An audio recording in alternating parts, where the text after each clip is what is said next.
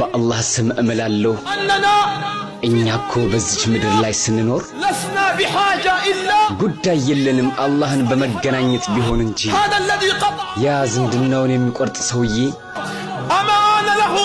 አላህ ጋር እንደማይገናኝ ያስባልን? ያ ሰውዬ እኮ ሰዎቹን ሌሊቱን ቀን ከወለድ የሚመግብ ከአላህ ጋር አልገናኝም ብሎ ያስባልን? ያ በንግዱ ላይ የሚያታለል ሰውዬ አላህን እገናኘዋለሁ ብሎ አያስብምን? በሰዎች ጉዳይ ላይ የተሾመው ሰውዬና ሐኪሙ ሰዎችን በዙልም የሚያስር ሰውዬ ሰዎችን በዙልም የሚገድል የሰዎችን ቀለብና ገንዘብ የሚሰርቅ በሌሊትም በቀንም አላህ ዘንድ እገናኛለሁ ብሎ አያስብምን? እህት ወንድሞችን ከውርስ ሐቅ ገንዘብ የከለከላቸው ሰውዬ እህት ወንድሞችን በሐቅ ከመዋረስ የከለከላቸው ሰውዬ አላህ ጋር አልገናኝም ብሎ ያስባልን? በየቀኑ ያ የሚሰማ ሰውዬ እኮ ወደ ሶላት ምትሆኑ ነጃ ወደ ምትወጡበት የሚለውን ለዱንያ ጥሪ ምላሽ ይሰጣሉ፣ ለአላህ ጥሪ ግን ምላሽ አይሰጡም። እነሱ የላቸውምን? አላህ ጋር እንገናኛለን ብለው አይፈሩም? ሰዎች አያውቁምን? ይቺ ቀን ትመጣለች ደግሞ ታልፋለች። ይቺ እኮ ቀላልነች ብዙም አይደለችም ታልፋለች። ነገ እኮ የውመል ቂያማ አላህ ፊት እንቆማለን። የያዝካቸው በጣም ውድ የተባሉ ነገሮች ይተውሃል። ላንተ ቅርብ የሆኑ ቤተሰቦችህ እንኳ ይተውሃል። አታውቅምን?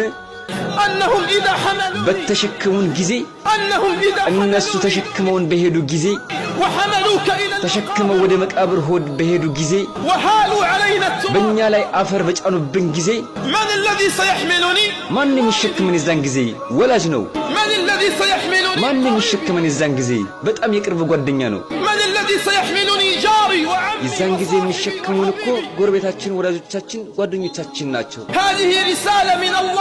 ይሄ መልእክት ከአላህ ነው ለኔም ላንተም። ለኛ እኮ ዱንያ ላይ የሚቀርልን የለም አላህ ቢሆን እንጂ ሰዎችም ቢሆን እንኳ ለኛ ለልባችን ቅርብ የሆኑ ሰዎች ቢሆኑም እንኳ አንድ ቀን እኮ በእኛ ላይ አፈር ጭነውብን ጥለውን ይሄዳሉ። ለትንሽ ጊዜ ነው እንጂ እኔም እናንተም ሁላችንም እንረሳቸዋለን። አንድ ቀን፣ ሁለት ቀን፣ 3 ወር፣ 2 ወር ነው እንጂ ሁሉም ሰዎች ይረሱናል፣ አላህ ግን አይረሳንም። ብናኝ ታክል ኸይርን የሰራ ሰው ያችኑ ያገኛታል። ብናኝ ታክል መጥፎ የሰራም ያችኑ ያገኛታል። አላህ ፊት ከመቆም ደግሞ ምንም ቅሮት የለብንም። ሰዎቹ ወዳጆቻችን፣ ጎረቤቶቻችን ቢሆኑም እንኳ እኔንም አንተንም ወደ ቀብር ወስደው ይቀብሩናል። አላህም ብሏል፣ ባሪያዬ ሆይ ሄዱ እኮ ትተውህ በቀብር ውስጥም አስተኙህ። አንተ ዘንድ እነሱ ቢቆዩም እንኳ አይጠቅሙህም። አንተ ዘንድ እነሱ ቢቆዩም እንኳ አይጠቅሙህም። ላንተ እኮ የሚቀርልህ የለም፣ እኔና እኔ ብቻ ነኝ። እኔ ደግሞ የማልሞት ሕያው የሆንኩኝ ጌታ ነኝ። አኼራ ቲዩብ እስላማዊ